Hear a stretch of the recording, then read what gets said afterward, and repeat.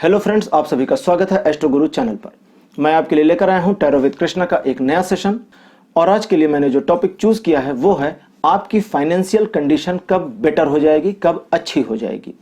और इसके लिए हर बार की तरह मैंने 3 फाइल्स बनाई हुई हैं। आपकी स्क्रीन के ऊपर अब फाइल्स आ रही हैं। तीनों फाइल्स, चूंकि आज का टॉपिक धन के मामले में है, इसलिए धन के लिए दीपावली के समय जिनकी पूजा की जाती है, लक्ष्मी, गणेश और कुबेर जी की, उन्हें ही मैंने अपनी पाइल के रूप में चूज किया है। मुझे लगा ये सबसे बेटर तरीका रहेगा, आपको इससे रेजोनेट करने में भी काफी आसानी होगी। पाइल नंबर 1 माता लक्ष्मी रहेंगी, पाइल नंबर 2 कुबेर जी रहेंगे और पाइल नंबर 3 रहेंगे श्री गणेश जी। तो आपकी स्क्रीन पर इस समय तीनों पाइल्स एक साथ दिखाई जा रही हैं। आप इन तीनों पाइल्स में से जिसकी ओर, तीनों फोटोज में से, एक्चुअली तीनों पिक्चर्स में से जिस पिक्चर की ओर ज्यादा अट्रैक्ट महसूस करते हैं, जो आपको सबसे पहले अट्रैक्ट करता है, आपके दिल में, आपके माइंड में जो सबसे पहले ख्याल में आता है, उसे अपनी पाइल माने और उसके अकॉर्डिंग ही आज की रीडिंग को देखें। तो दोस्तों, हर बार की तरह इस बार भी टाइम स्टैम्प्स डिस्क्रिप्शन में दिए गए हैं और टाइम स्टैम्प्स को कमेंट सेक्शन में भी लिखा गया है। तो आप टाइम स्टैम्प पर जा करके अपनी पाइल नंबर के टाइम पर क्लिक करके वीडियो को फास्ट फॉरवर्ड कर सकते हैं और अपनी पाइल की रीडिंग को डायरेक्टली देख सकते हैं। और यहाँ ये भी बता दूं कि ये टाइमलेस रीडिंग है, तो जब से आप इस रीडिंग को देखना शुरू कर रहे हैं वहां से ये आपके साथ रेजोनेट करेगी। और अगर इस रीडिंग में मैं कोई टाइमलाइन बताता हूं कि इतना टाइम आपको लगेगा फाइनेंशियल कंडीशन ठीक करने में, या जो भी टाइमलाइन होगी, वो टाइम जब आप इस रीडिंग को देख रहे हैं, जिस डेट से आप देख रहे हैं, उस डेट से आगे के लिए कैलकुलेशन कर लीजिएगा। और शुरू करने से पहले उन लोगों का स्वागत करता हूं जो मेरे चैनल पर पहली बार जुड़े हैं। आपका बहुत बहुत स्वागत है। चैनल को सब्सक्राइब जरूर करिए और मेरे सभी पुराने व्यूवर्स को बहुत बहुत थैंक यू, आप सभी का प्यार, आशीर्वाद और सहयोग देने के लिए। आगे बढ़ने से पहले एक बार आप सभी को याद करा दूं कि मैं प्रोफेशनल टैरो रीडिंग भी करता हूं। तो आपकी स्क्रीन पर जो नंबर आ रहा है ये एक व्हाट्सएप नंबर है, आप इसके ऊपर कांटेक्ट कर सकते हैं। मेरी टीम आपके साथ कनेक्ट करेगी और मेरी टीम आपको हेल्प करेगी मेरे साथ आपकी कनेक्टिविटी बनाने के लिए। तो अगर किसी मैटर पर आपको मेरी सलाह की, मेरी गाइडेंस की या मेरे साथ एक पर्सनल सेशन की जरूरत है तो आप इस नंबर पर कॉन्टैक्ट कर सकते हैं, आपकी हेल्प की जाएगी। तो चलिए शुरू करते हैं और मिलते हैं आपकी फाइल में।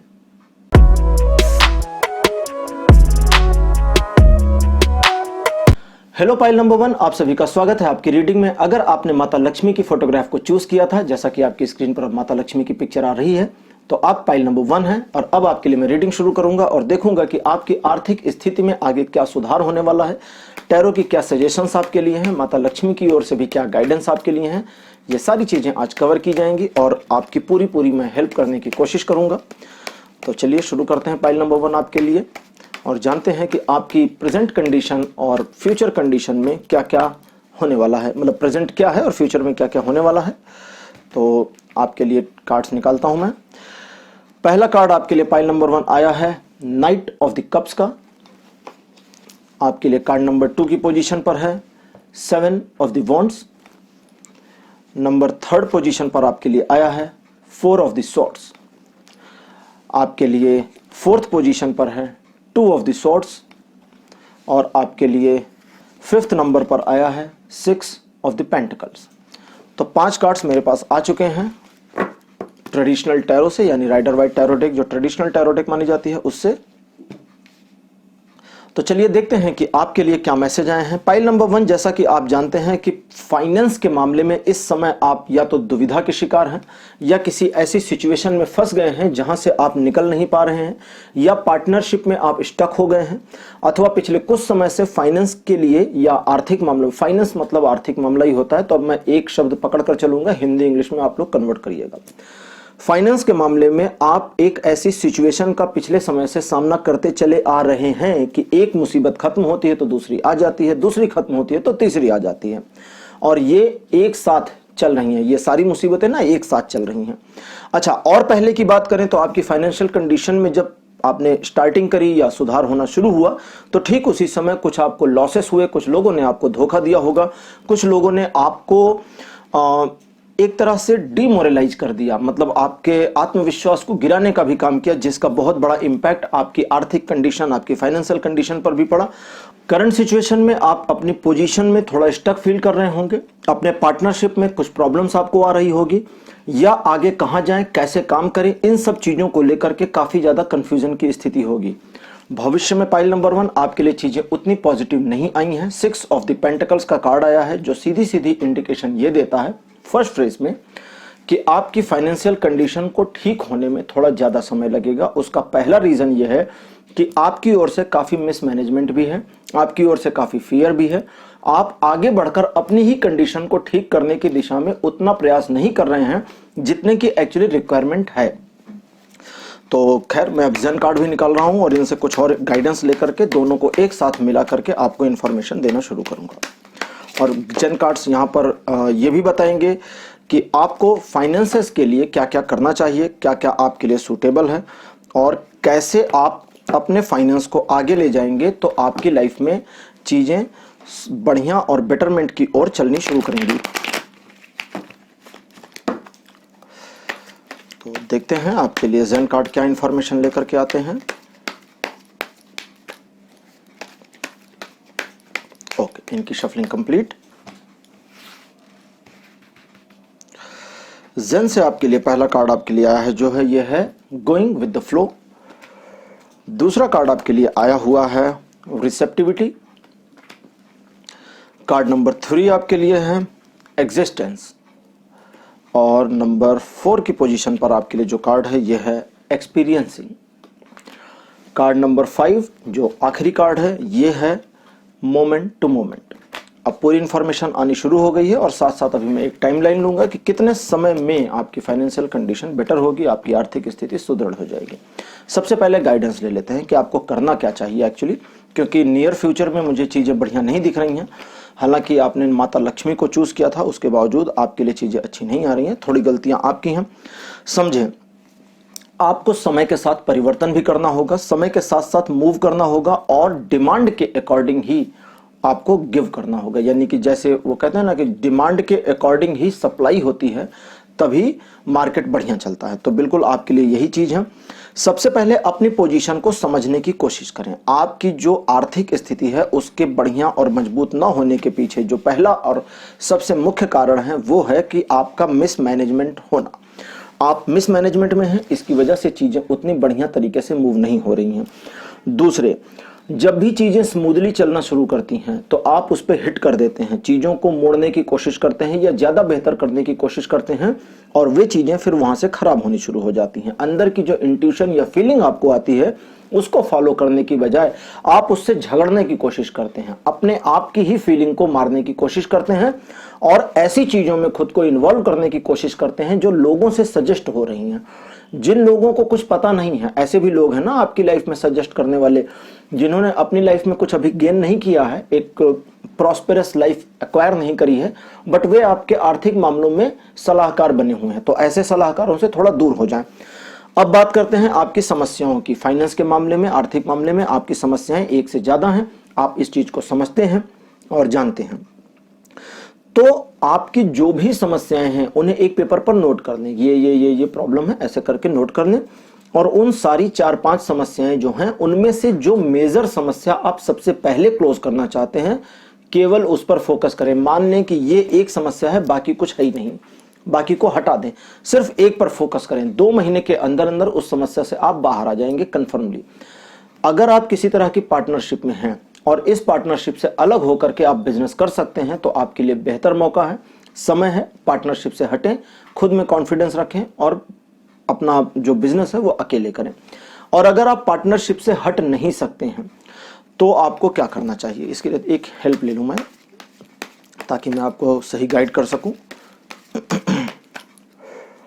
अगर आप पार्टनरशिप से हट नहीं सकते हैं तो आपके बिजनेस में आपको आगे लॉस देखना पड़ेगा। गाइडेंस सीधी सीधी सी है कि आपको हटना ही होगा, कोई और रास्ता आपके पास नहीं है। पहले भी पार्टनरशिप में आपको शुरुआत से आपने देखा होगा कि फायदा नहीं हो रहा है, तो जब उसमें फायदा नहीं हो रहा है तो अपने पार्टनर को बताएं कि देखो सर, देखो भैया या देखो बहन, इसमें हम दोनों के साथ में बेनिफिट नहीं हो रहे हैं और हम दोनों को अब यहां से पार्टनरशिप क्लोज करनी चाहिए। और अगर पार्टनरशिप क्लोज करने में थोड़ा मोड़ा लॉसेस आपको होता है तो उस लॉसेस को संभालने की जरूरत है, होने दीजिए, उस लॉस का आगे भरपाई आपको हो जाएगी।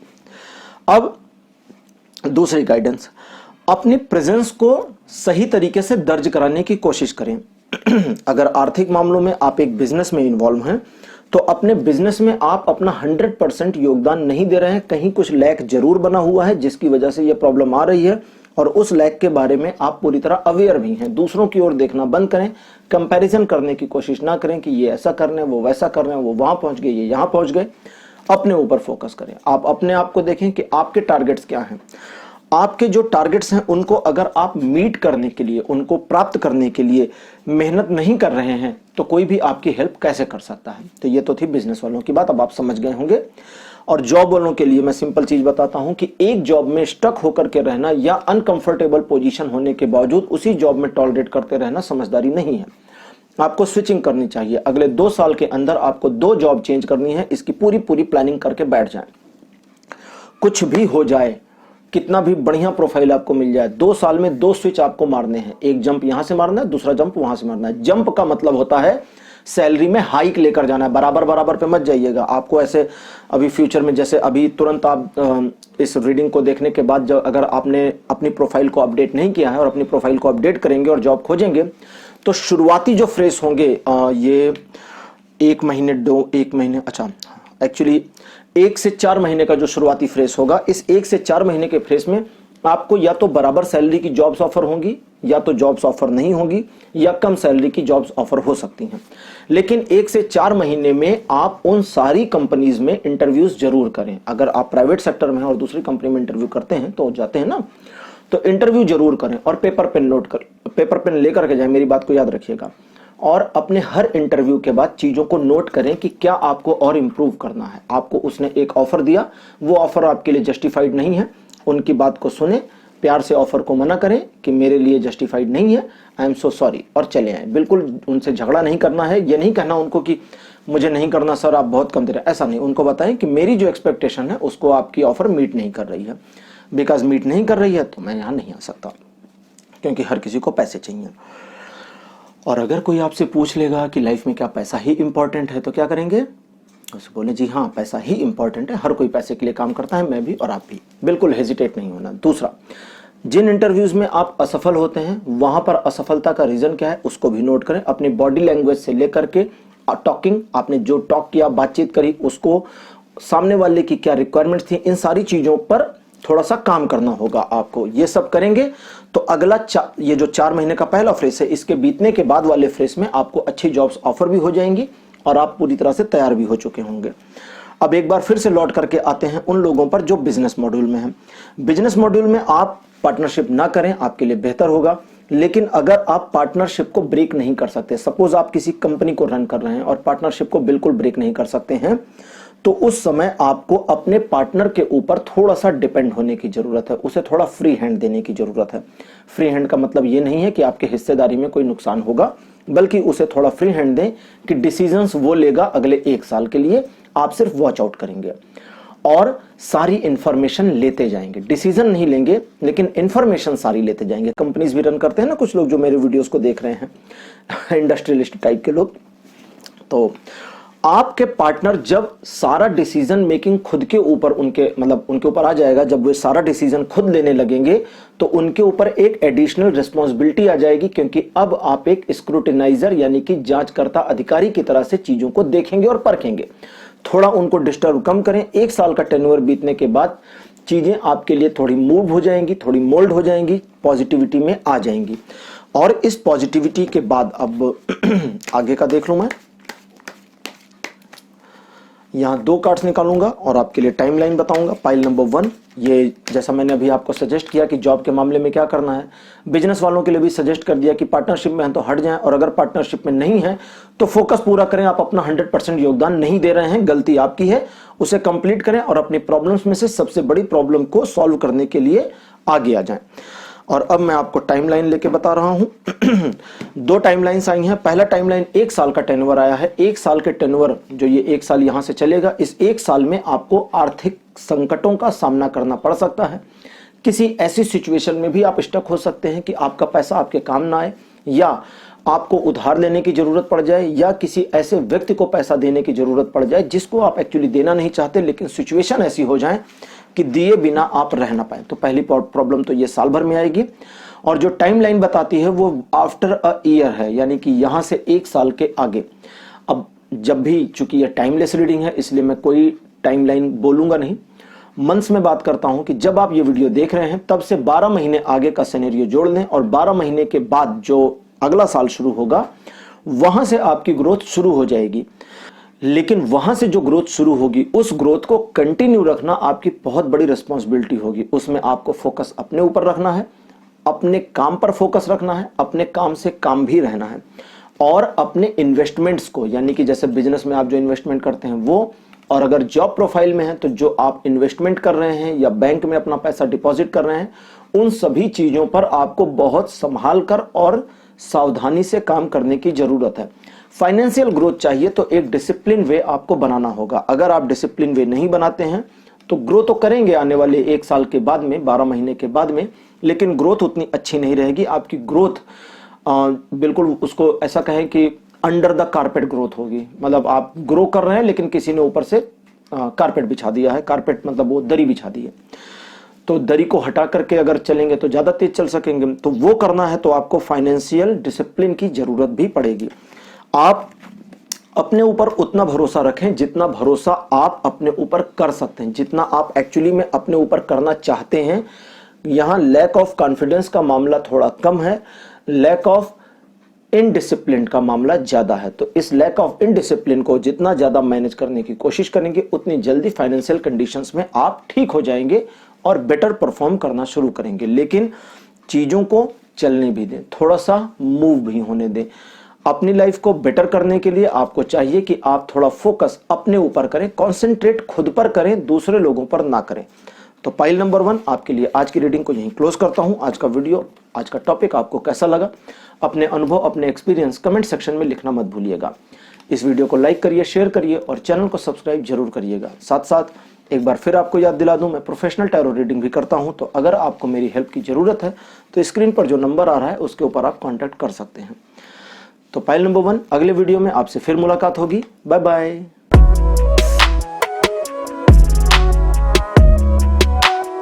हेलो पाइल नंबर 2, आप सभी का स्वागत है आपकी रीडिंग में। आपने अगर कुबेर जी को चूज किया था, जैसा कि स्क्रीन पर आपके अब कुबेर जी की फोटोग्राफ आ रही है, तो आपकी पाइल नंबर 2 है। और अब मैं आपके लिए रीडिंग शुरू करूंगा और देखूंगा कि आपकी आर्थिक स्थिति को और बेहतर करने के लिए आपको क्या क्या करना चाहिए, ये कब ठीक होने वाली है और आपको टैरो की ओर से क्या गाइडेंस आते हैं और साथ साथ जेन कार्ड्स आपके लिए क्या गाइडेंस देते हैं। तो एक बार सफलिंग को मैं कंप्लीट कर लूं, फिर कार्ड्स को पुल आउट करेंगे और आपके लिए रीडिंग शुरू कर दूंगा। जो लोग पहली बार टैरो रीडिंग देख रहे हैं उनको बता दूं कि टैरो कार्ड्स में शफलिंग इसलिए की जाती है ताकि इनका पुरानी वाली रीडिंग से बिल्कुल लिंक ब्रेक हो जाए, और जब तक इनका लिंक ब्रेक नहीं हो जाता शफलिंग जारी रहती है। रीडर को इंट्यूशन आ जाती है कि शफलिंग कब खत्म करनी है। शफलिंग कंप्लीट हो चुकी है और अब हम इसको पुल आउट करेंगे और आपके लिए 5 कार्ड निकाल करके मैं बताऊंगा कि आपके लिए टैरो से क्या इंफॉर्मेशन आई है। तो पाइल नंबर 2 आपके लिए कार्ड नंबर 1 की पोजीशन पर जो आया है ये है हैंग्ड मैन। आपके लिए पोजीशन नंबर 2 पर है 4 ऑफ द सॉर्ड्स। नंबर 3 पर आपके लिए जो कार्ड आया हुआ है ये है 2 ऑफ द पेंटिकल्स। आपके लिए कार्ड नंबर 4 की पोजीशन पर जो कार्ड है ये है 6 ऑफ द कप्स। और लास्ट कार्ड आपके लिए आया है 5 ऑफ द पेंटिकल्स। तो 5 कार्ड्स आपके लिए पाइल नंबर 2 आ चुके हैं और अब आपके लिए मैं देखूंगा और इंफॉर्मेशन क्या क्या इनके पास से आ रही है वो मैं आपको बताऊंगा। पाइल नंबर 2, जैसा कि आप जानते हैं आप काफी महत्वाकांक्षी व्यक्ति हैं लेकिन धैर्यवान संयमी पर्सन भी हैं। लाइफ में आर्थिक स्थिति अच्छी हो या ना हो, आप सोचते हैं कि इससे बहुत ज्यादा फर्क नहीं पड़ता। ज्यादा फर्क इस चीज से पड़ता है कि आप इंसान कैसे हैं। आपकी सोच बहुत अच्छी है, लेकिन फिर भी जिंदगी में धन के बिना कोई काम नहीं चलता और धन सभी को चाहिए, पैसा सभी को चाहिए। और जब तक आर्थिक स्थिति थोड़ी अच्छी नहीं होती है तब तक आपके पास उतनी खुशी नहीं आ पाती, क्योंकि बहुत सारी खुशियां पैसे से खरीदने की जरूरत पड़ जाती है। तो ये आप जानते होंगे। अच्छा, पिछले कुछ समय से आप अपनी जॉब में या बिजनेस में एक बंधन जैसा महसूस करते होंगे। आपको लगता होगा कहीं पर आप बंधे हुए हैं, रुके हुए हैं, कोई चीज है जो आपसे मैनेज नहीं हो रही है। हालांकि आप मैनेज बहुत बढ़िया कर रहे हैं, आपके मैनेजमेंट में कोई प्रॉब्लम नहीं है। आप जिसको कहते हैं ना कि दोनों चीजों को, अपने जॉब को, बिजनेस को और अपनी पर्सनल लाइफ को, दोनों चीजों को बढ़िया मैनेज कर रहे हैं और आपके मैनेजमेंट में किसी तरह का शंका नहीं है, संशय नहीं है।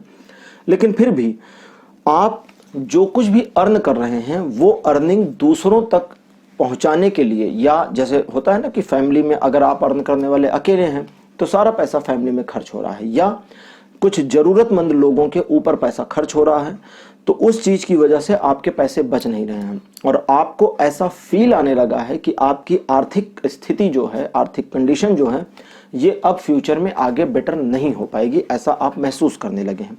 आपके महसूस करने का कारण बिल्कुल सही है। सिचुएशन आपके कंट्रोल में नहीं आ रही है। पैसा तो आ रहा है लेकिन वो पैसा बह रहा है, निकल रहा है, जा रहा है और कंट्रोल में नहीं आ रहा। इसे कंट्रोल में लाएं कैसे?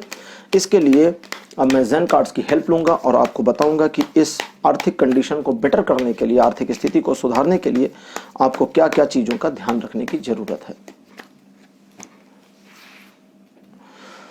तो ज़ेन कार्ड से आपके लिए पहला कार्ड मेरे पास आया है प्रोजेक्शन। कार्ड नंबर 2 की पोजीशन पर आपके लिए आया है द लवर्स। कार्ड नंबर 3 की पोजीशन पर आपके लिए है माइंड। कार्ड नंबर 4 की पोजीशन पर आपके लिए आया है स्लोइंग डाउन और नंबर 5th पोजीशन पर आपके लिए है द सोर्स। लास्ट में कार्ड्स बहुत बढ़िया आ गए हैं। शुरू के 3 कार्ड्स उतने बढ़िया नहीं थे, लेकिन इंफॉर्मेशन जो इन 3 कार्ड्स की स्टार्टिंग वाली है ये बड़ी डीप है। लास्ट वालों ने तो खाली फ्यूचर ही दिखा दिया है। तो खैर, अब हम इसको समझेंगे और जानेंगे कि आपके लिए गाइडेंस क्या क्या है, आपको क्या क्या करना चाहिए। जैसा कि आप जानते हैं कि आर्थिक मामलों में अपनी प्रगति को लेकर के आपकी इमेजिनेशन बहुत अच्छी है। आप उसके लिए काम बहुत बढ़िया तरीके से करना चाहते हैं, लेकिन जब काम शुरू करते हैं तो प्रॉब्लम्स आ जाती हैं, व्यवधान आ जाते हैं। आप चीज़ों को मैनेज करने की कोशिश करते हैं, एक साथ 2-3 चीज़ों को मैनेज करने का प्रयास करते हैं, लेकिन फिर जहां से चले थे वहीं पहुंच जाते हैं। मन में काफ़ी उधेड़-बुन और डिस्टर्बेंस भी आती है। इस चीज़ को लेकर के आप कंफ्यूज होते हैं कि आगे आपकी लाइफ कैसी होगी और इसी वजह से आपको डर सताता है कि आगे फाइनेंशियल कंडीशन, आर्थिक स्थिति बढ़िया नहीं रहेगी। लेकिन ज़ेन कार्ड कहते हैं कि आपको जल्दबाजी की ज़रूरत बिल्कुल नहीं है। अपने टारगेट को फिक्स करें, प्लान कर लें कि आपको अपनी आर्थिक कंडीशन कितनी अच्छी करनी है और वो जो अच्छी करनी है वो कब तक अचीव करनी है। तो ये होता है टारगेट फिक्स करना। और उस टारगेट को फिक्स करने के बाद अगर आप अपने आप में थोड़ा सा, जिसको कहते हैं ना कि पुरानी चीज़ों को छोड़कर एक नए दिमाग से आगे बढ़ेंगे, तो आपके लिए काफ़ी फायदा हो सकता है, काफ़ी लाभ हो सकता है। यहाँ एक छोटी सी चीज़ आपको समझने की ज़रूरत है कि आर्थिक मामलों में आपको प्रगति करनी है अगर, तो आपको थोड़ा सा लोभ और मोह दोनों छोड़ना पड़ेगा। लोभ होता है जिसका मतलब होता है कि दूसरे व्यक्ति को देख करके एक ईर्ष्या की भावना, एक जेलिसी फील करना, ये बिल्कुल भी ना करें। कोई अपनी जॉब में आगे जा रहा है, कम एज में ज़्यादा सैलरी पा रहा है या नई दुकान ओपन करके आपसे 4 गुना कमा रहा है, तो उन व्यक्तियों से ईर्ष्या ना करें, उनके लिए प्रसन्नता फील करें, अंदर से खुशी महसूस करें कि ईश्वर ने किसी को तो अच्छा दिया है, किसी की लाइफ तो बेटर चल रही है, मेरे साथ भी बेटर हो सकता है अगर इसके साथ हो सकता है तो ऐसे पॉजिटिव वाइब देनी है, उसको नेगेटिविटी में नहीं लेना है और ना नेगेटिव सोचना है, ना नेगेटिव कहना है। पहला तो ये। दूसरा, जो भी आपकी प्लानिंग होती है आर्थिक मामलों को बेटर करने के लिए, वो सिर्फ प्लानिंग तक रह गई है, कागज पर नहीं उतर रही, धरातल पर नहीं आ रही, ऐसा समझे। उसके लिए आपको अपनी प्लानिंग से थोड़ा और इंटरेक्ट होने की जरूरत है। आपकी जो प्लानिंग है ना वो सतह के लेवल पर है। उसमें जैसे नदी होती है, नदी में 2 चीजें होती है, पानी एक तो सतह पर होता है, दूसरा गहराई में होता है, लेकिन जब तक आप गहराई में नहीं जाएंगे तब तक नदी की थाह नहीं पाएंगे। तो बिल्कुल ऐसे ही अपने प्लानिंग की थाह के लिए आपको प्लानिंग के साथ साथ चलने की जरूरत है। सबसे इंपॉर्टेंट, जो चीजें आपकी लाइफ में बीत गई, निकल गई हैं, उन चीजों के बारे में दोबारा अपने माइंड को डिस्टर्ब करने की कोशिश ना करें। अपने माइंड को सिर्फ इतना बताएं कि लाइफ से ये पार्ट चला गया, अब ये पास्ट टेंस में चला गया है और पास्ट टेंस को प्रेजेंट टेंस में कन्वर्ट नहीं किया जा सकता, इसलिए ये चीज वापस नहीं आ सकती और मुझे इसके बारे में बॉदर नहीं होना है, मुझे इसके बारे में चिंता नहीं करनी है। दूसरे, आपका पैसा, जैसा कि भी मैंने बताया था कि अपने चाहने वालों पर ही आपका पैसा मोस्टली खर्च होता है, फैमिली पर खर्च होता है, रिलेशन में खर्च होता है, देन लेन में भी खर्च हो जाता है। उन सारी खर्चों को स्लो कर दें, थोड़ा सा धीमा करने की जरूरत है। उसमें आप कटौती करने की बात नहीं कह रहा हूं, यहां कह रहा हूं स्लो करने की बात को। कटौती एक अलग चीज होती है जिसमें आप जरूरत को ही कट कर देते हैं। स्लो का मतलब है कि जरूरत है तो उस जरूरत को फुलफिल करने के लिए थोड़ा सा डिले कर दें। मान लें आपको अपने घर में किसी चीज की जरूरत है तो वो आज ही की बजाय एक दिन का डिले या कुछ समय का डिले करके लाने का प्रयास करें। और ये डिले ऐसे नहीं करना है कि बस डिले के लिए डिले करें। इस डिले में आपको सोचना है, थिंकिंग करनी है। डिले का मीनिंग यही है, मेन पर्पज यही है कि जब आप खर्च करने जा रहे हैं तो उस खर्च से पहले सोचना शुरू करें कि मैं ये जो खर्च कर रहा हूं या कर रही हूं इसकी असल में रिक्वायरमेंट है या नहीं है। कई मामलों में आप देखेंगे कि रिक्वायरमेंट नहीं है, इस खर्च के बिना भी काम चल सकता है, तो वहां आपका पैसा बचेगा और जो पैसा बचे उसे सेफ अलग करते चलें। नेक्स्ट, प्रगति आपकी निश्चित है, ऐसा कुछ नहीं है कि आपकी प्रगति नहीं हो सकती, लेकिन आपने अपने माइंड में जो ब्लॉकेज बना रखा है उसकी वजह से आगे आपकी प्रगति बाधित हो सकती है, रुक सकती है। तो अपने माइंड के ब्लॉकेज को आपको दूर करना है, आपको फोकस करना है अपने ऊपर कि आप भी तरक्की कर सकते हैं, आप भी आगे जा सकते हैं और अच्छे खासे पैसे बना सकते हैं, आर्थिक स्थिति को बढ़िया तरीके से मजबूत कर सकते हैं। इसके लिए मैं टाइमलाइन लेने जा रहा हूं एक्चुअली, और ये देखने जा रहा हूं कि ये चीज़ जो मैंने अभी आपको बताई कि चीज़ें आगे फ्यूचर में अच्छी होंगी, इसकी टाइमलाइन कुछ है या नहीं है। तो क्वीन ऑफ द कप्स आ गई है मेरे पास, और दूसरा कार्ड मेरे पास जो आ रहा है ये है हाई प्रीस्टेस का। दो महिलाएं मेरे पास आ चुकी हैं, मैं आपको कार्ड दिखाता हूं अभी। ये क्वीन ऑफ द कप्स और हाई प्रीस्टेस। तो ये जो क्वीन ऑफ द कप्स और हाई प्रीस्टेस का कार्ड है, ये दोनों ही कार्ड आपकी आर्थिक स्थिति को आगे ले जाने के लिए, आगे बढ़ाने के लिए आए हुए हैं। Queen of the cups simple way में इनका जो इंडिकेशन है वो ये है कि अपने काम के प्रति एक सॉफ्ट नजरिया रखने की जरूरत है, बहुत ज्यादा हार्श और टफ होने की जरूरत नहीं है। पहला पॉइंट तो ये रखें, मतलब जैसे वो आता है ना मन में कि मैं खूब मेहनत करूं, सुबह 4 बजे उठ जाऊं, कोई जरूरत नहीं है 4 बजे उठकर खूब मेहनत करने की। आप अपने रूटीन के हिसाब से उठें। अगर आपका रूटीन या आपका बिजनेस, आपकी जॉब आपको 4 बजे उठने के लिए कहती है तो 4 बजे उठें, 8 बजे उठने के लिए कहती है तो 8 बजे उठें, मर्जी आपकी। लेकिन आपको ध्यान किन चीजों का रखना है उसको समझें। सबसे पहला ध्यान आपको रखना है कि आपके जो योजनाएं हैं उन्हें किसी से ना कहें, पॉइंट 1। पॉइंट नंबर 2, आप कई बार कुछ करने की सोचते हैं लेकिन करते नहीं हैं। कई बार प्लानिंग करते हैं, उस प्लानिंग को छोड़ देते हैं और कुछ समय के बाद आपको रियलाइज होता है कि पुराने वाले प्लान पर अगर आप काम कर रहे होते तो आज आप थोड़ा बेटर कंडीशन में होते। और ये कहता है कि आप कई बार ऐसी पोजीशन पर आ जाते हैं, ऐसी सिचुएशन में आ जाते हैं जहां आपको पता होता है कि अगर आपने पुराने वाले प्लान के ऊपर काम किया होता तो आज कंडीशन कुछ और होती।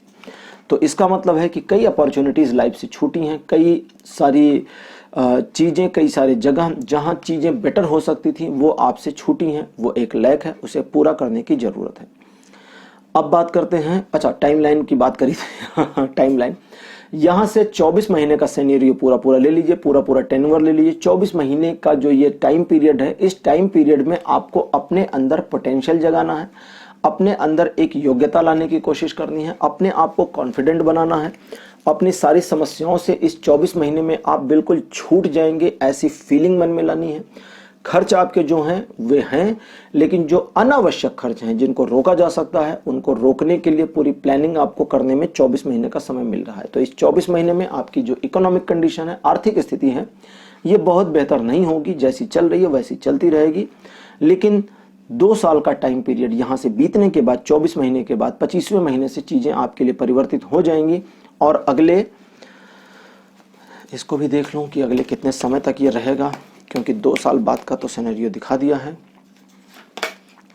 ओके, अगले कुछ सालों तक ये सिनेरियो रहेगा, लेकिन आपकी गलतियों से ये चीज हट भी सकती है, जा भी सकती है। तो आप दोबारा वो गलतियां ना करें, अपने आप के साथ में एक ऐसा व्यवहार ना करें कि आपको फील होता रहे कि आगे भविष्य खराब होने वाला है। ये फील करना बंद करें, क्योंकि ये जो निगेटिव वाइब है ये निगेटिव चीजों को अट्रैक्ट कर देती है।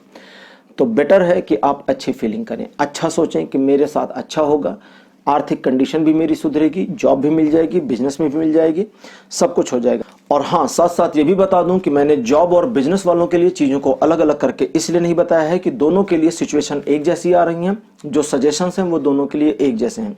बस इतना ध्यान रखना है, आप दोनों को ही, जॉब में है या बिजनेस वाले हैं, कोई भी है, ध्यान आपको यह रखना है कि आने वाले समय में आपके एक से ज्यादा सोर्स ऑफ इनकम हो सकते हैं, इसके भी चांसेस हैं, लेकिन इन चांसेस को आपने अपनी गलतियों से क्लोज कर रखा है। तो अब आपको अपने माइंड को थोड़ा सा कूल करना होगा, चीजों का सामना करने की कोशिश करनी होगी, अपने आप को ओपन माइंडेड लेकर के आगे बढ़ें। बिजनेस में या जॉब में, जिस भी चीज में आप आगे जाना चाहते हैं, अपने आप को इस तरह से प्रदर्शित करने की कोशिश करें कि सचमुच में मनी आपके लिए मैटर करती है और बिना मनी को अपनी ओर खींचे हुए आप रह नहीं सकते। आप प्लान करेंगे तो चीजें आपके लिए मूव होंगी।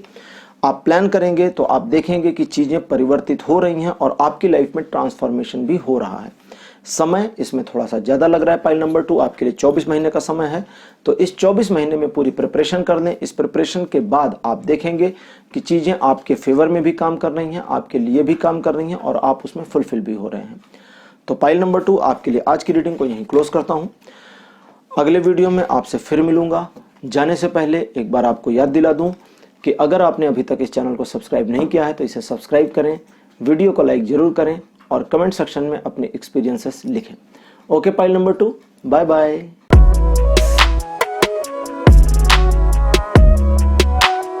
हेलो पाइल नंबर 3, आप सभी का स्वागत है आपकी रीडिंग में। आपने अगर गणेश जी की फोटो को चूज किया था, जैसा कि आपकी स्क्रीन पर अब गणेश जी दिख रहे हैं, तो आपकी पाइल नंबर 3 है और अब मैं आपके लिए रीडिंग शुरू करूंगा और देखूंगा कि आपकी आर्थिक स्थिति बेहतर कब तक हो सकती है, कैसे हो सकती है और इसके लिए आपके टैरो की गाइडेंस क्या क्या है। तो चलिए शुरू करते हैं और देखते हैं कि इसमें टैरो की क्या गाइडेंस है, टैरो की क्या भूमिका है और आपके लिए क्या क्या सजेशंस आते हैं। पाइल नंबर 3 आपके लिए कार्ड नंबर 1 की पोजीशन पर मेरे पास आया है 10 ऑफ द वॉन्ड्स का कार्ड। दूसरा कार्ड आपके लिए आया है पेग ऑफ द पेंटिकल्स। तीसरा कार्ड आपके लिए आया है हेरमिट। आपके लिए कार्ड नंबर 4 है नाइट ऑफ द कप्स और लास्ट कार्ड आपके लिए आया है पेग ऑफ द स्वॉर्ड्स। तो क्वेश्चन यह है कि आपकी आर्थिक कंडीशन कब बढ़िया होगी और इसी के आंसर्स आ रहे हैं। आप जैसा कि जानते हैं कि आप थोड़ा ओवरबर्डन के शिकार हैं या जिम्मेदारियों के बोझ के तले काफी पहले ही आप दब गए थे, जिसकी वजह से आपको पैसा कमाने की ओर आगे बढ़ना पड़ा। आपको अपनी आर्थिक स्थिति को बनाने की कोशिश करनी पड़ी। हालांकि शुरुआत में आप चाहते तो ये बन जाती, लेकिन उस समय आपको अपने पैसे को कहीं और खर्च करना था, लोगों पर यूज करना था, फैमिली पर यूज करना था, इसलिए आपकी आर्थिक स्थिति पहले सुदृढ़ नहीं हो पाई। फिर हेरमिट का कार्ड आता है जो बताता है कि आपने चिंतन करना शुरू किया। चिंतन मनन के साथ साथ आपको यह समझ में आ गया कि आप अगर आगे बढ़ना चाहते हैं तो आपको पूरा फोकस अपने ऊपर लगाना होगा। लेकिन प्रॉब्लम यह है कि अभी भी आप जो फोकस अपने ऊपर लगा रहे हैं इसमें डिस्ट्रैक्शन काफी ज्यादा है, इसमें अंतर बहुत ज्यादा है। चूंकि डिस्ट्रैक्शन की कंडीशन बनी है इसलिए आर्थिक स्थिति आपकी बेहतर नहीं हो पा रही है और जहां के तहां आप जस के तस बने हुए हैं। आने वाले समय के लिए आपको सिर्फ एक गाइडेंस दी जाती है, सबसे बढ़िया गाइडेंस है जो कि टैरो की ओर से है, वो ये है कि कोशिश बंद ना करें, जुझारू रहें, आगे बढ़ें और जब तक सफलता न मिल जाए इस चीज को कंटिन्यू चलाए रखें, इसमें रुकने की जरूरत नहीं है। अब मैं जेन कार्ड्स को निकालूंगा, इनकी हेल्प लूंगा और आपको बताऊंगा कि जेन कार्ड क्या इन्फॉर्मेशन देते हैं और जेन कार्ड से एडिशनल गाइडेंस आपके लिए क्या आती हैं कि आपको एक्चुअली में क्या क्या करना चाहिए।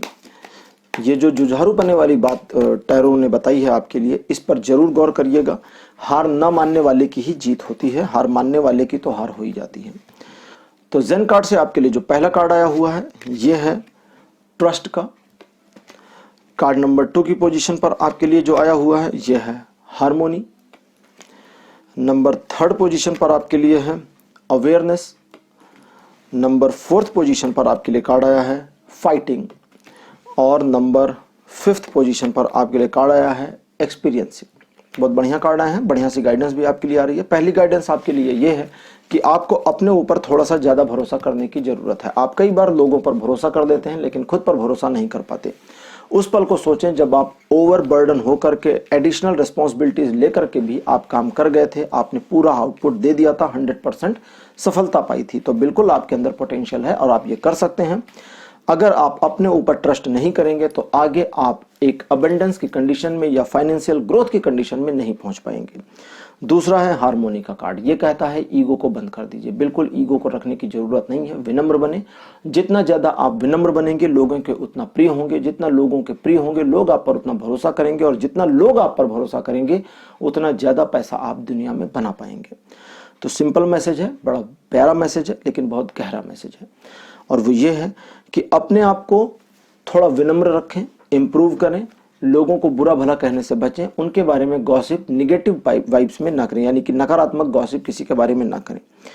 थर्ड आपके लिए जो इंफॉर्मेशन आई है और फोर्थ जो आई है वो है अपने आप को ट्रांसफॉर्म करने की। जी हाँ, अभी आप जिस प्रकार की भूमिका में हैं, जिस प्रकार से आप व्यक्ति हैं, एक तरह से फोकस्ड तो हैं लेकिन अपने फोकस्ड लक्ष्य के प्रति सचेत नहीं है, सजगता नहीं है, तो वहां आपको अपने आप से थोड़ा लड़ने और जूझने की जरूरत है। अगर आप इस चीज को समझ पाए, या थोड़ा मैं एक्सप्लेन करने की कोशिश करता हूं, इसको ऐसे समझें कि आपको जरूरत है अपने इस करंट नेचर को थोड़ा सा मोल्ड करने की। अभी आप बहुत ज्यादा अच्छे इंसान बन गए हैं, थोड़ा सा आपको बुरा होना है, स्लाइटली सा होना है, बहुत ज्यादा नहीं होना है, ताकि चीजों को आप उस नजरिए से देख पाएं जिस नजरिए से अभी तक नहीं देख पा रहे थे। फिर आता है पेग ऑफ द स्वॉर्ड और एक्सपीरियंसिंग का कार्ड, जिसके बारे में सिंपल से इंफॉर्मेशन जो है मैं आपको बताता हूं। पहली तो यह है कि आप अपने प्रयासों को जारी रखें, उन्हें बंद ना करें। और दूसरी चीज है, अगर आप प्रयास जारी करते हैं और बंद नहीं रखते हैं तो चीजें आपके फेवर में जरूर आ जाएंगी, चाहे इसमें थोड़ा समय लग जाए। इस समय लगने वाले मामले को एक बार मैं देखना चाहूंगा कि कितना समय आपकी ग्रोथ में लग सकता है, या यहां मना होता है या क्या होता है, ये चीजें मैं देखूंगा। तो दो कार्ड्स मैं आपके लिए निकालता हूं। पहला आ गया है किंग ऑफ द पेंटिकल्स का कार्ड, पाइल नंबर 3 आपके लिए। दूसरा आ गया है किंग ऑफ द वॉन्ड्स का। तो दो किंग्स, ये दोनों कार्ड्स मैं आपको शो करूंगा। दो किंग्स मेरे पास आ चुके हैं और ये दोनों किंग्स मिलकर के बताते हैं कि आर्थिक स्थिति मजबूत होने से कोई रोक नहीं सकता, लेकिन बीच की जो खाइयां हैं उनको भरेंगे तभी आप वहां तक पहुंचेंगे। और इसमें मैंने आपको पहला काम सबसे मोस्ट इंपॉर्टेंट बता दिया है, और वो ये है कि आप हाथ पांव मारना बंद ना करें, अपने प्रयासों को पूरी तरह से जारी रखें, साथ साथ खुद को ओवरबर्डन होने से बचावें, क्योंकि ये आपके स्ट्रेस लेवल को इंक्रीज कर देगा। किंग ऑफ द पेंटिकल्स और किंग ऑफ द वॉन्ड्स का आना ये दर्शाता है कि आने वाले फ्यूचर में आपका जो भविष्य है वो बहुत ब्राइट, बहुत उज्जवल है, और इस उज्जवल भविष्य में आप एक अच्छी पोजीशन भी अक्वायर करेंगे, जहां पर आर्थिक समृद्धि या ये कहें कि फाइनेंशियल फ्रीडम का स्वाद चखेंगे। और इस तरह से आप अपनी इमेज को भी पुख्ता और मजबूत करने में बहुत हद तक कामयाब रहेंगे। बस आपको ध्यान ये रखना है कि जो कुछ भी आपको लड़ाई करनी है वो अपने एटीट्यूड के साथ, अपनी आदतों के साथ करनी है। किसी दूसरे बाहर के व्यक्ति के साथ या घर में दूसरे मेंबर्स के साथ झगड़ा ना करें तो बढ़िया रहेगा।